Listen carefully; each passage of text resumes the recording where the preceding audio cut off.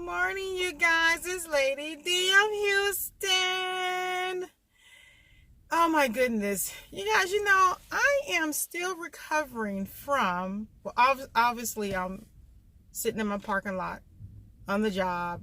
It's about 20 minutes to 6 and I don't have to be to work till 7:30. Somebody make the madness stop. Why do I get to places so early?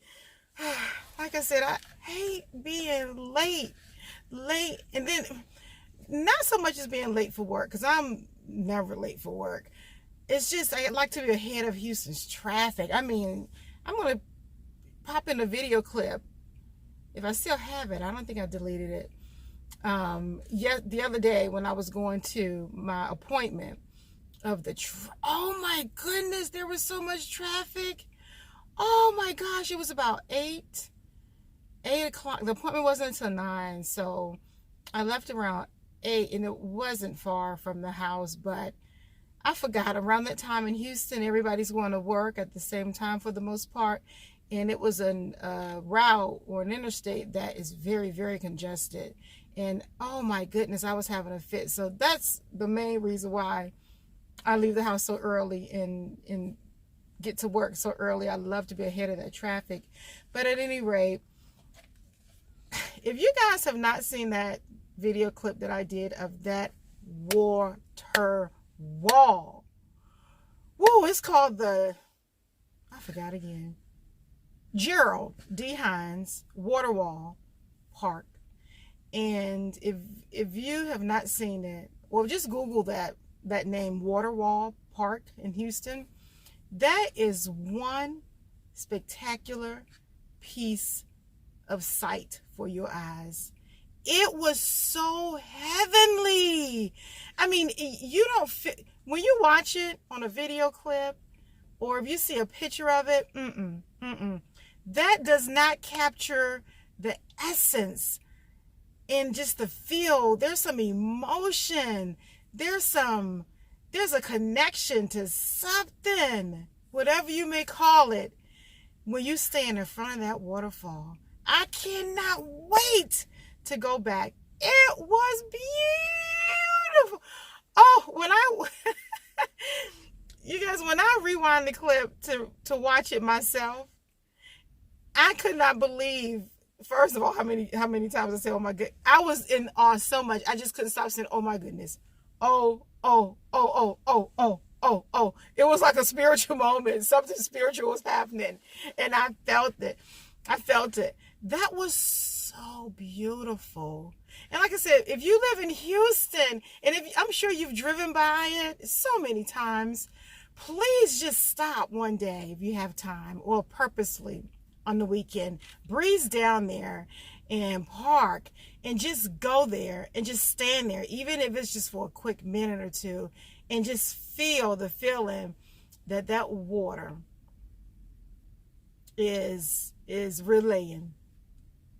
It's so powerful. That was one. I'm still recovering from that. That was one phenomenal experience. But I have some notes here. I did just some preliminary research on Cameroon. Man, oh man, it is some history. And I mean, it gets deep, of course.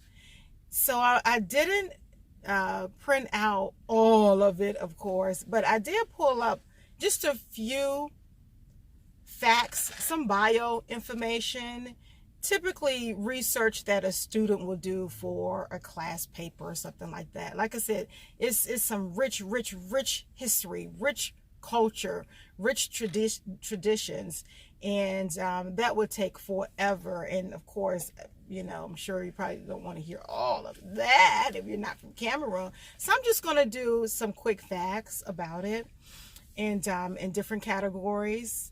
I should have done this later on while I got home to rock my other Cameroon t-shirt. But anywho, so Cameroon, just some basic orientation. It's located, of course, in West Africa.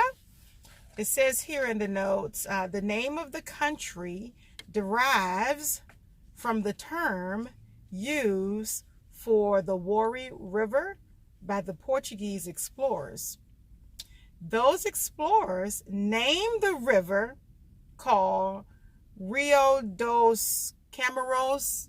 Please forgive me if you're from Cameroon, Africa, folks out there, if I'm mispronouncing these words in this research. That's not my native tongue. I want to emphasize this because I can relate to this in a minute. Those explorers named the river Rios dos Cameros. Do you guys know what that means? It means river of prawns. Do you know what prawns are? You guys heard of prawns before. It's like a shrimp, like a large shrimp. And it says here, after the variety of crayfish, meaning crawfish, they found. I knew it. When I pulled this up the other day, this was the first thing about Cameroon that I came across.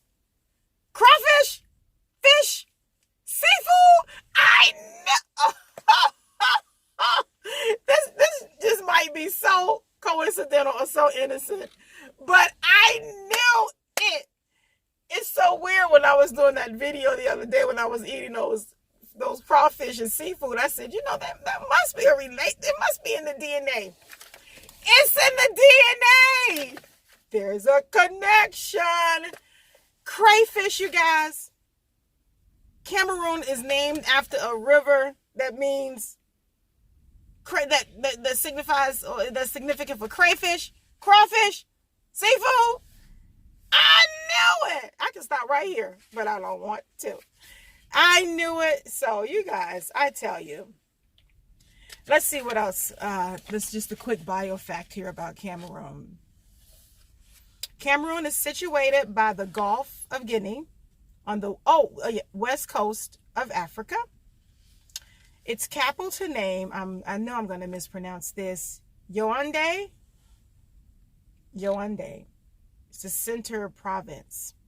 Demographics. The population, this was in 1987, so I'm sure there's some more current facts if they do census there or not. But this is from the year 1987. Its population at that time was 10 million. It was estimated by nearly 14 million in 1997. So within 10 years, it grew. The population in Cameroon grew from 10 million to 14 million. If there's anyone out there who's watching this and you're from Africa, particularly Cameroon, and these facts are not facts in your opinion, or because you're there, please forgive me, because I don't want to misrepresent the country, because I don't know. This is information from what I pulled from the internet, and its resource is everyculture.com.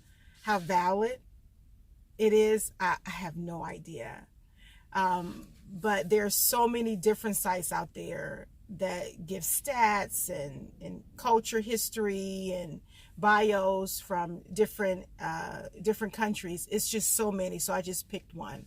So there again, if you're originally from that area and these facts are not a positive or a true representation of your country, I do apologize. Again, I don't know. This is information I pull from what the general population can pull. How valid it is, I promise I honestly could not tell you. So let's see. Linguistic affiliation. So the official languages are French and English. States here, French and English are taught in school, but only those with a secondary education, I'm assuming from junior high to high school, maybe in our equivalent, are fluent in both. Most people speak at least one local language and one official language, and many people are multilingual. Symbolism, the flag. The flag has 3 equal vertical stripes of green, red, and yellow. And of course, the red in the middle has the gold star. with a 5-pointed gold star, like I said, in the center of the red stripe.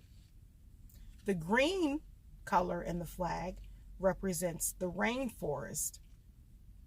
The red color for the laterite soils of the savanna.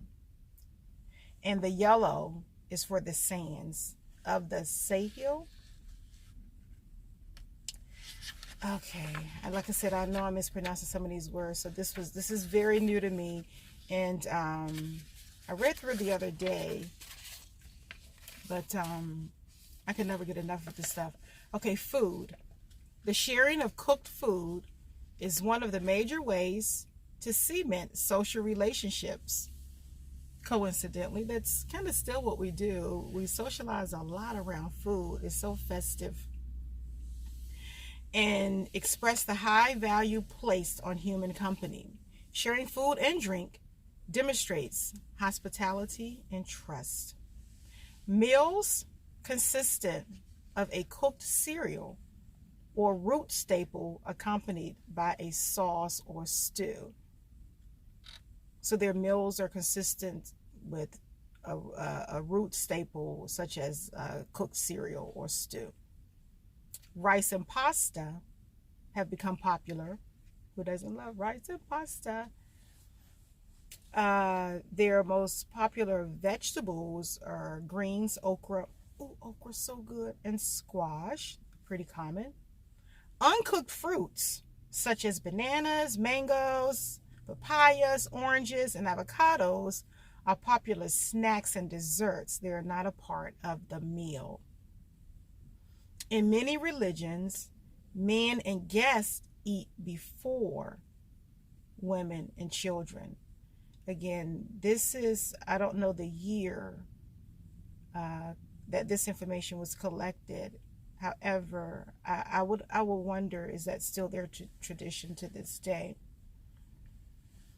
Westernization has led families to eat together, okay, around a common table. So I guess with time, some of their traditions and cultures have since changed. Ceremonial occasions. At the visit of an honored guest, a wedding, or a funeral, a chicken, goat, sheep, or steer is served to guests. Wow. Special drinks such as palm wine and millet beer, as well as bottled carbonated drinks, are served on occasions. Okay, this is about the basic economy. Agriculture, including the production of food and cash crops such as coffee, cocoa, and cotton, employs almost 2/3 of the labor force. Many people produce mainly for themselves, and they sell their surplus at local markets. In the towns, there are groceries and dry goods stores, restaurants and bars, taxis and domestic labor involved in increasing proportion of labor force. So still a large portion of their labor force is still domestication or domestic labor. And again, I don't know if that's still current to date. Let's see what else it says here in this quick fact bio. Classes. There is a high degree of social inequality. There are different groups and statuses to include royalty, nobility, commoners, and slaves. Regional differences in wealth also exist.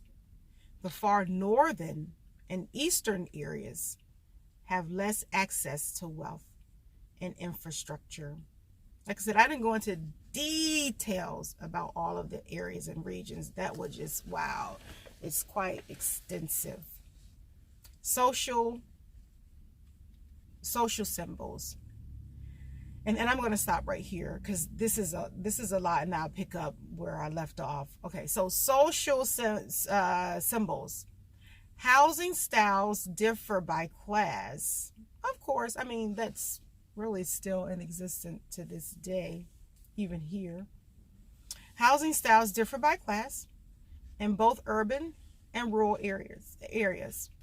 The wealthiest people have concrete houses painted in bright colors and surrounded by walls. You know what? That's funny because when we went to Jamaica? We went to Jamaica and we took a tour of the city, and the tour guide said exactly what I just read.